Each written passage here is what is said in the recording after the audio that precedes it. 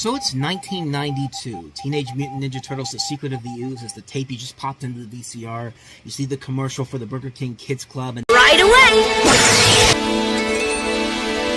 Can you make that too? And then you see the trailer for the Hulk Hogan movie, Suburban Commando. I'm here to rent the apartment. Suburban Commando. Honey, it's for you. If I was frozen today! We're here to talk about what the second trailer was on that particular tape before you started watching The Secret of the Ooze. It was interesting because this movie, I thought I covered this on Time About the Movies back in 1991 or 92, whenever I did Leftovers, but I looked on there and I don't think I ever covered this movie.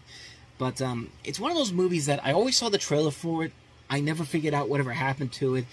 But I did eventually figure out what happened to it. But after I saw this trailer, I never heard about it again until we got the power of the internet and Wikipedia and all that. But I want to talk about this movie called StepKids. Children, this is your modern fairy tale. Would the mother and father of the girl raise your hand, please? Oops, there's another one. Gotta be quick in this family. Did you know it's estimated by the year 2000, 1 out of every 3 people will be a member of my family? Did you also know that by the end of the year that this movie came out, that actress will no longer be working?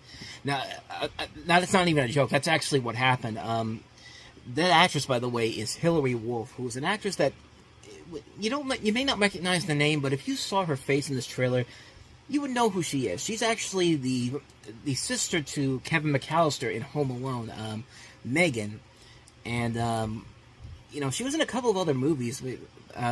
This one and also Waiting for the Light, and she also did a couple of TV shows. And no joke, her career kind of ended after Home Alone 2 came out. She was in that movie, and then she didn't do anything else afterwards. I don't know if she decided to just be a kid and focus on high school and college, which she did graduate to the University of Colorado Springs, and she actually became to represent the United States in the 96 and 2000 Summer Olympics because she won the World Judo Championships in 1994 for juniors, and she also participated in the women's 48K competition in 96 and made it to the quarterfinals.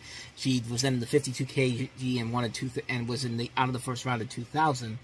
So she did make a name for herself after her film career ended. She did do something of noteworthiness, but I thought that was kind of interesting that her career only came to an end after Home Alone 2 of all things. But the movie that name StepKids was not the actual name of the movie that actually came out. It was actually eventually titled Big Girls Don't Cry, They Get Even, which that's probably not the best title for a movie like this if you want to have it be successful. But you can kind of figure out what the story is from that trailer there. The story of this movie is that the girl played by Hilary Wolf is fed up with her extended family. Her parents are divorced when she was 8. Now at 13, she lives with her mother, her stepfather, 2 stepbrothers, a stepsister, and a half-brother.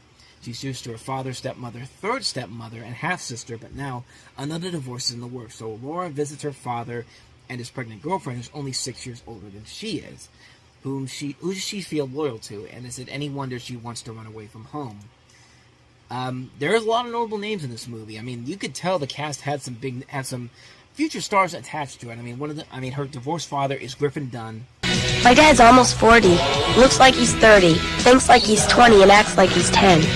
He's fun to play board games with. Right, what? That's news?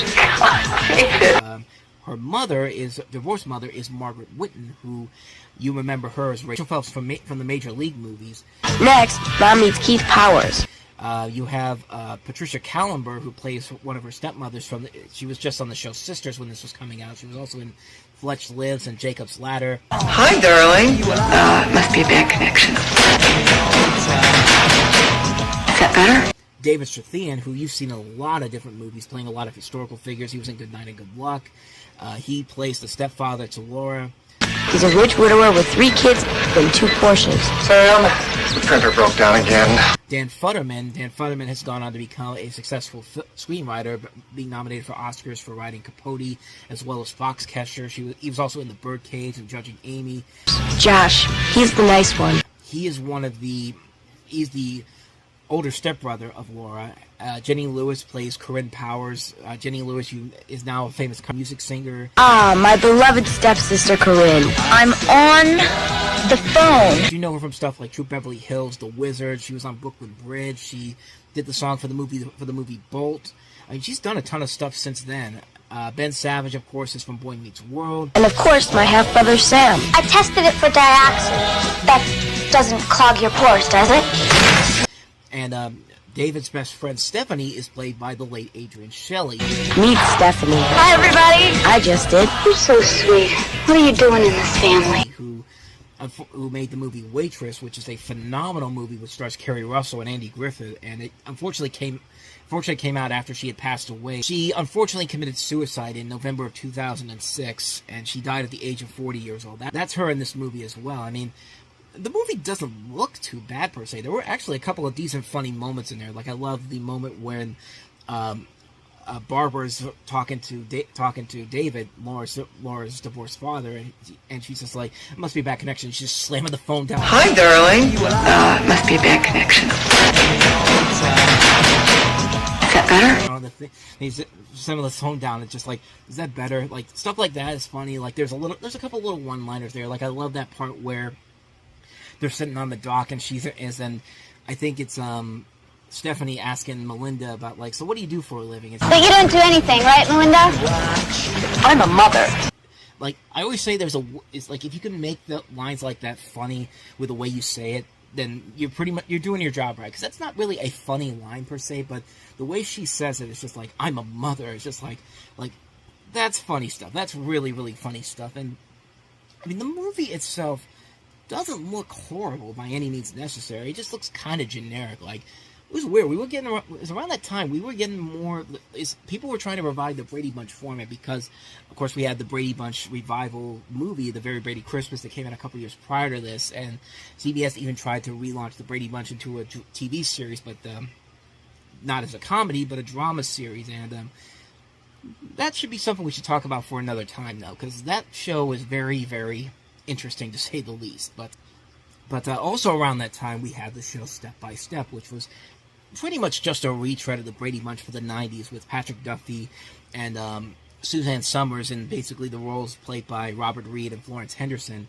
It was literally the same concept in terms of the story and the situations, but instead of it taking place in the late 60s or the 70s, it takes place in the early 90s. And so I don't know what happened with this particular movie. I don't know if New Line Cinema basically looked at it and said that, okay, we can't put this out. This was just a bad movie altogether. You can't really find a whole lot of information on this movie in particular. There's not even that much of a history behind this movie in particular, and I'm not even sure if this thing even has a DVD release. It's time for an update.